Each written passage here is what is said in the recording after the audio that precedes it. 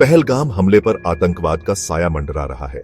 Resistance front (TRF), एक ऐसा गुट जो गोपनीयता और हिंसा में घिरा हुआ है, ने इस बर्बरता की जिम्मेदारी ली है।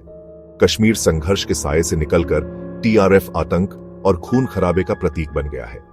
यह समूह, जिसे कुख्यात लश्कर-ए-तैयबा (LET) का मोहरा माना जाता है, ने बार बार नागरिकों और सुरक्षा बलों को निशाना बनाया है। उनका घोषित उद्देश्य क्षेत्र में शांति और स्थिरता को भंग करना, लेकिन प्रतिरोध के इस दिखावे के पीछे एक भयावह एजेंडा है जो कट्टरपंथी विचारधारा और सत्ता की प्यास से प्रेरित है। TRF की रणनीतियां जितनी कायरतापूर्ण हैं, उतनी ही क्रूर भी। वे परछाई से काम करते हैं, डर और धमकी को अपने हथियार के रूप में इस्तेमाल करते हैं। उनके शिकार अक्सर बेतरतीब ढंग से चुने जाते हैं। मासूम मर्द, औरतें और बच्चे उनकी विकृत विचारधारा की चपेट में आ जाते हैं। पहलगाम हमले की जिम्मेदारी लेने का समूह का दावा कोई आश्चर्य की बात नहीं होनी चाहिए। उनका इतिहास हिंसा के ऐसे ही कृत्यों से भरा पड़ा है। हर एक शांति और स्थिरता के लिए उनके द्वारा उत्पन्न खतरे की गंभीर याद दिलाता है।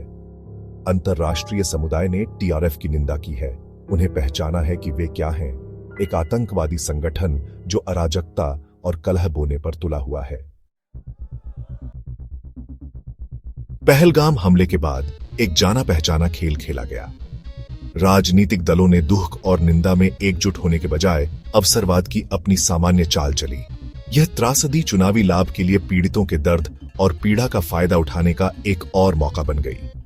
हर तरफ जहरीली बयानबाजी से भरा था। हर कोई हमले के लिए दूसरे को दोषी ठहरा रहा था। पीड़ित उनके राजनीतिक खेल में मोहरे बनकर रह गए, आरोपों और प्रत्यारोपों के शोर में भुला दिए गए। एक राष्ट्र का साझा दुख, फूट और नफरत फैलाने के लिए इस्तेमाल किया गया, राजनीतिक स्वार्थ का साधन बन गया।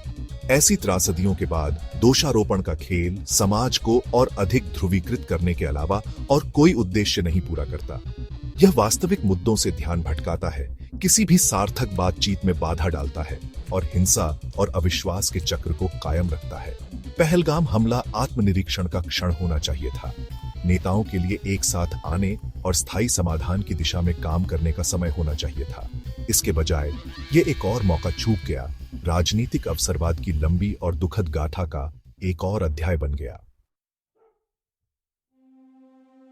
पहलगाम हमले जैसी त्रासदियों के निंदनीय शोषण की भारी कीमत चुकानी पड़ती है। यह समाज के भीतर विभाजन को गहरा करता है, क्षेत्रीय अस्थिरता को बढ़ावा देता है और स्थायी शांति की किसी भी आशा को कम करता है। जब दुख का राजनीतिक लाभ के लिए इस्तेमाल किया जाता है, तो यह एक ऐसा जहरीला माहौल पैदा करता है जहां बातचीत दब जाती है और हिंसा आदर्श बन जाती है। लगातार दोषारोपण का खेल और युद्धोन्मादी बयानबाजी केवल समुदायों और राष्ट्रों के बीच तनाव को बढ़ाती है। यह डर और संदेह का माहौल पैदा करता है, जिससे सुलह की कोई भी कोशिश और भी चुनौतीपूर्ण हो जाती है। पहलगाम हमला क्षेत्र में शांति की नाजुकता की कड़ी याद दिलाता है।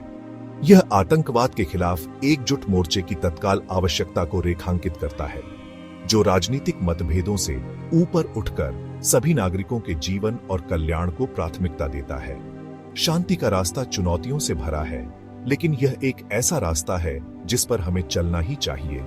हम पहलगाम के पीड़ितों और अनगिनत अन्य लोगों के ऋणी हैं, जिन्होंने आतंक के हाथों दुख झेला है।